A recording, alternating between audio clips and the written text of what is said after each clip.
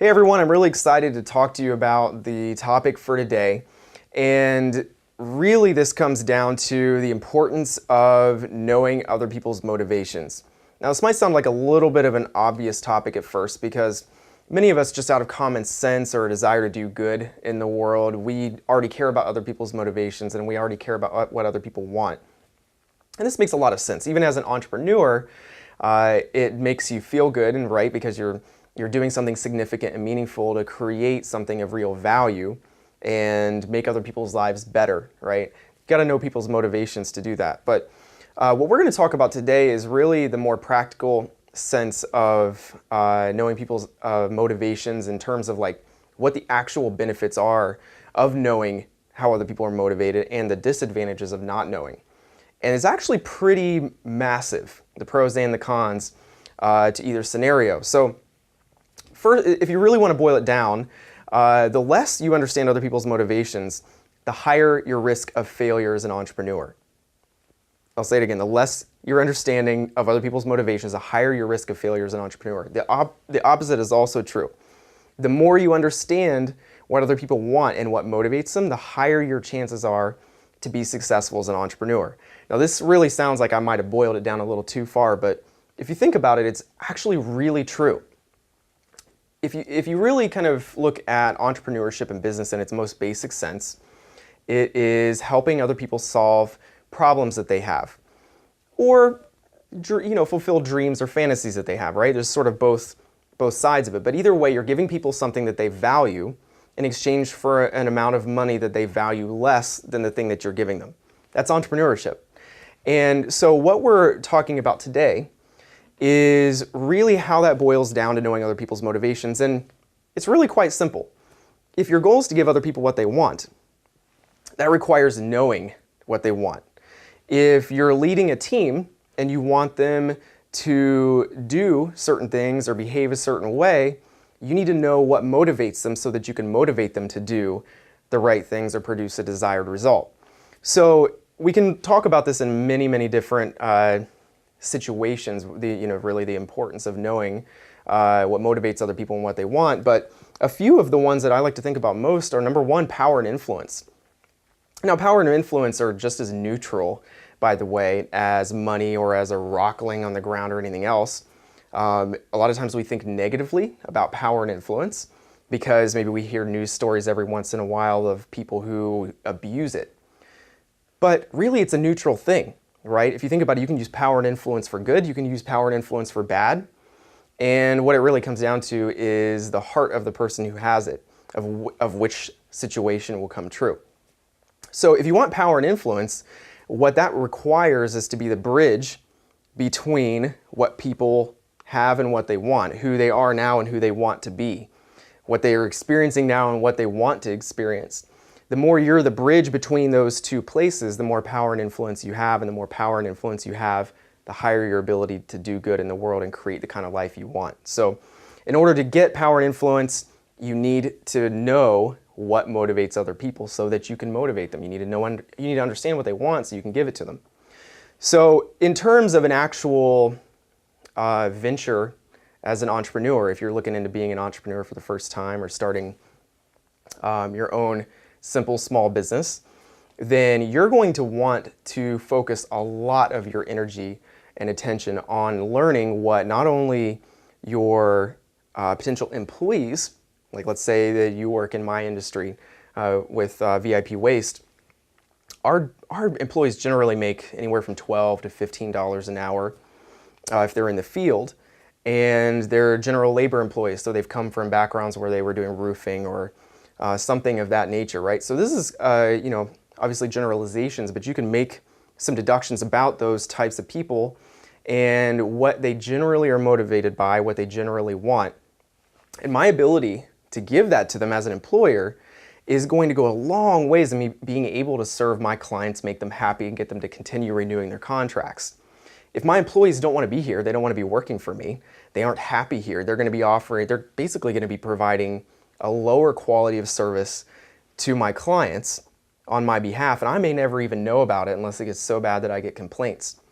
If they're happy if they can relate to me, they feel like I care, they feel like I understand them and what they want and their motivations, and they feel like I'm taking care of them, and they're the right people, which, by the way, you also have to know who they are and what they want in order to know, in many situations, if they're the right people in the first place. If they know that the relationship is that way and they're the right person, they're way more likely to naturally want to pick up a piece of litter on the ground, even though that's not part of their job, for example, right? Or naturally not skip by a door, even though they think that maybe the last 2 or 3 nights they've checked there was no trash at that particular door, right? I want them to check it every single time. If they understand why that's important and they understand that I'm taking care of them and they understand that I want them to check every single door every single time, they're more likely to do that. So power and influence comes from understanding motives and basically helping people get where they want to go. That's what you need in order to have lower risk. So that brings us really to this diagram, very simple diagram that I created here. And it really just describes the relationship between understanding other people's motivations and risk. So this could mean risk in a very broad sense in terms of like risk of failure, or it could mean risk in a very specific sense, like risk of an employee doing something that is a little bit of a shortcut that you don't want them to take. And you want to ensure that they don't take those shortcuts even though you're not around at certain times, right? So that's a very specific situation. You can apply it in both. But really what this boils down to is the higher your understanding of what other people want, that's going to have a chain reaction that is going to affect risk, right? The higher your understanding of what the people around you want, the higher your ability to give it to them, the more your power and influence increase, the lower your risk. Now, if you look at this in a very practical scenario, it kind of boils down to control in terms of like managing employees. Because if you have a low understanding of what they want and what motivates them, and so you're not giving it to them, so they're basically just there for the paycheck, they're going to do the least amount they can to get their paycheck and go home as quickly as possible, as soon as the work is done, then they're really not going to care as much, which means you're going to have to really be going all out to control them and manage them in order to get the results that you want. If you imagine driving a car that's alignment is really, really far off, right? You'd have to be constantly doing this and readjusting as you're driving down the freeway, because if you let go for a split second, the car's going to go flying off the road. So compare that to the scenario when you just get your car aligned, right? You could let go of the steering wheel as long as you're on a straight freeway. You could let go of the steering wheel for 20, 30 seconds, and it's probably going to continue to go straight forward. So that's sort of a very good analogy, if you will, to leading a team, or in terms of just a committee you're on or employees or whatever. If you're leading a team whose interests align with yours, they want the same thing you want because they respect you. You have that power and influence because you're working to give them what they need and you know what motivates them. Then you're a lot more likely to be able to take your hands off the wheel without anything going wrong. And that is really the key to effective entrepreneurship. You don't want to create a crazy job for yourself where you're working harder than ever. You want to create this living, breathing organization that can literally survive without you. And so the higher your understanding of other people's motivations and what they want, generally speaking, the lower the risk you have.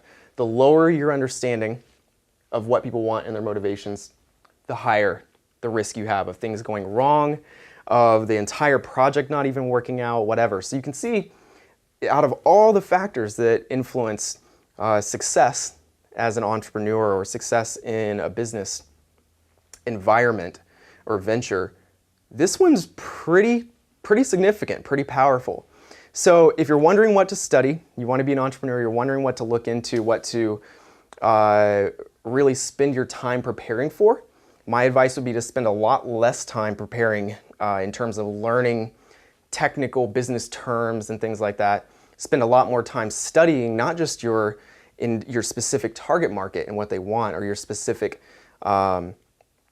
like the details of everything, but I would study psychology in general, find out what are the core things that people really want, all the way at the bottom of it, right? Is it respect? Is it approval? Is it care? Is it protection? Like what are the things that people really want? And focus on ways that through your leadership style or whatever else, that you can solve those needs, because the only way to solve the needs really is to understand what the needs are. And so I would love to hear your opinions on this and any feedback that you might have. Hopefully this has sort of simplified what oftentimes people make kind of a complicated concept into something that you can take action on, and really ultimately create something that not only gives you freedom, but helps you make a difference in the lives of other people. So hopefully you've enjoyed this. Look forward to talking to you soon.